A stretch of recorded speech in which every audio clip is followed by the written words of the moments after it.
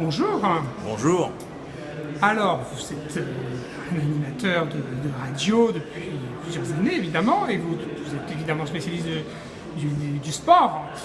Et alors nous, on s'interroge sur l'avenir de la radio du futur. Et donc, est-ce que vous auriez des idées comme ça? Est-ce que, par rapport à justement la spécificité du sport, parce que voilà, il y a l'image, il y a la télévision qui est très puissante dans le domaine du sport. Et donc, comment vous pensez, vous, l'avenir de la radio du futur, et de votre point de vue de commentateur sportif? Tant qu'il y aura des championnats de France de Ligue 1 de football, tant qu'il y aura des matchs du top 14, le tournoi Destination, une Coupe du Monde de football, un championnat d'Europe de football, une Coupe du Monde de rugby, je veux dire, la radio sera éternelle, comme il y a des présidentielles, comme il y a des législatives, comme il y a des régionales.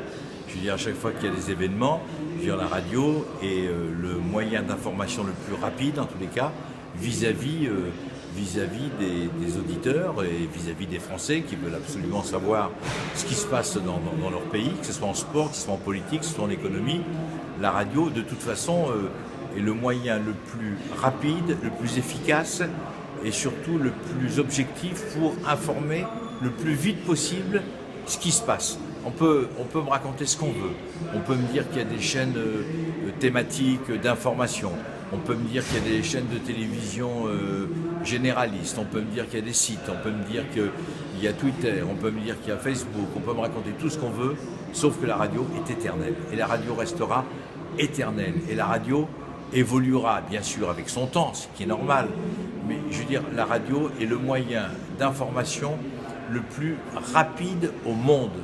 C'est-à-dire que vous êtes dans votre voiture, vous allumez votre radio. Vous êtes dans votre bureau, vous pouvez écouter votre portable discrètement pour savoir exactement ce qui se passe dans le monde par le biais de la radio. Vous pouvez aussi regarder la télévision, mais c'est plus compliqué de regarder la télévision à son bureau que d'écouter pendant 2 ou 3 minutes France Info ou une chaîne d'information comme France Inter, etc. ou d'autres concurrents. Mais ce qui est important, c'est que la radio... Et je le répète parce que je le crois profondément, moi ça fait 50 ans que je fais de la radio a toujours fait partie du quotidien des Français, a toujours fait partie de leur ADN, a toujours fait partie de leur culture. Vous supprimez la radio, c'est la révolution. Parce que la radio est un moyen extrêmement important pour notre stabilité, pour être assuré, pour être inquiet, pour être je veux dire, concerné par tout ce qui se passe dans le monde. Est-ce que vous voyez une spécificité, justement, le fait qu'il n'y ait pas d'image à propos du sport? Quelle est la difficulté? Est-ce qu'il y a une difficulté supplémentaire de description, de parole? Non, parce que vous faites rêver les gens. La radio fait rêver les gens. La radio, ce qui est important, c'est que vous créez l'événement au travers l'imagination.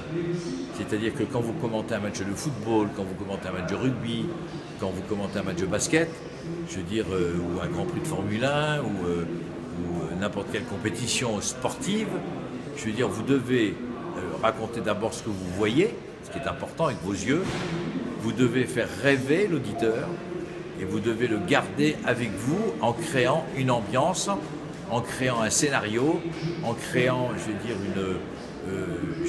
une histoire qui est vraie, attention, mais que vous pouvez raconter d'une manière extrêmement différente en fonction des circonstances. Vous pouvez mettre de l'émotion, vous pouvez mettre de la joie, vous pouvez aussi dramatiser sur un penalty, etc., décisif pour une phase finale en Coupe du Monde, etc. Vous avez 10 000 formules pour intéresser l'auditeur. Si l'auditeur s'en va, c'est que vous n'avez pas réussi à le convaincre. Et par rapport à votre métier, est-ce que Internet joue un rôle aujourd'hui pour vous? Internet nous aide à avoir des informations, à avoir des renseignements sur des joueurs, sur des équipes, sur des villes, sur des pays où se déroule une compétition. Mais Internet c'est pas Internet qui va nous faire mieux commenter ou plus mal commenter. Internet, comme Wikipédia, nous donne des informations qu'on a peut-être des difficultés à trouver, je veux dire, dans un journal ou ailleurs. Voilà, Internet est une source d'information extraordinaire, voilà. Et ça nous permet peut-être d'être encore plus performants. Mais si c'est pas Internet qui va nous rendre meilleurs, ou c'est pas Internet qui va nous rendre plus mauvais. Vous êtes sur les réseaux sociaux, vous êtes actif vous-même ou vous informez seulement? Non, j'informe. Je suis très Twitter, je trouve ça merveilleux, extraordinaire. Là, vous pouvez faire passer des vrais messages, des vraies informations, des moments merveilleux, mais je le dis très humblement, je suis pas un fan de Facebook. Et vous vous projetez à quelle distance quand vous préparez une émission? Est-ce que vous êtes toujours, c'est le prochain samedi soir, ou est-ce que vous pensez aussi à plusieurs mois en avance? Et comment vous pensez Le problème, c'est que vous prenez le cas du multiplex football sur France Info, vous le préparez. Donc vous y êtes toute la semaine. De ne pas oublier un résultat, de ne pas oublier une performance d'un joueur, de ne pas oublier un absent. Donc vous y êtes tout le temps. Et puis en plus, moi j'ai un énorme défaut par rapport aux autres, c'est que moi je suis le premier auditeur. C'est-à-dire que moi je veux savoir qui va gagner et qui va perdre, parce que c'est ma passion. Je veux savoir qui va jouer et qui ne va pas jouer. Et puis je suis content quand des équipes que j'aime bien obtiennent de bons résultats. Mais je ne peux pas le dire à la radio, parce qu'il faut que je garde une certaine forme d'objectivité. Mais c'est ma passion avant tout. Donc quand vous êtes passionné, vous êtes forcément quelquefois un petit peu excessif. Mais je ne pense pas que ce soit un énorme défaut.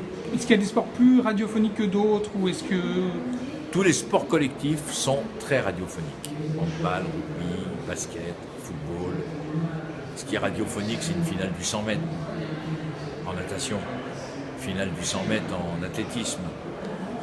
Je veux dire, ce qui est radiophonique, c'est le basket, c'est le panier décisif pour une place en finale d'une Coupe du Monde ou d'un championnat du monde de basket. Voilà, c'est l'événement aussi vous donne la possibilité d'être réactif sur les événements. Il faut aussi que le sport soit intéressant. Il ne faut pas que ce soit un match inintéressant. Il ne faut pas que ce soit un match de tennis inintéressant. Il faut aussi que le sport qu'on commente nous aide à être performant. Merci beaucoup.